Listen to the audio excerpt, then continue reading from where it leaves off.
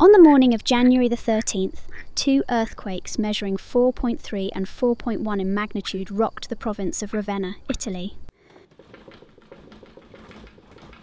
The tremors occurred less than 2 minutes apart, first near Russi, then near Faenza. Seismic activity was also felt in the Forli area. Despite the strength of the tremors, no significant damage to buildings or infrastructure was reported.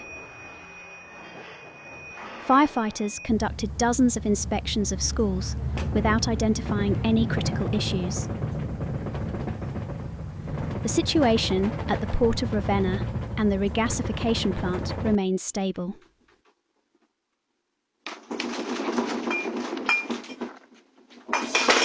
In Forli, preventative inspections of public buildings, including the town hall and prefecture, continue.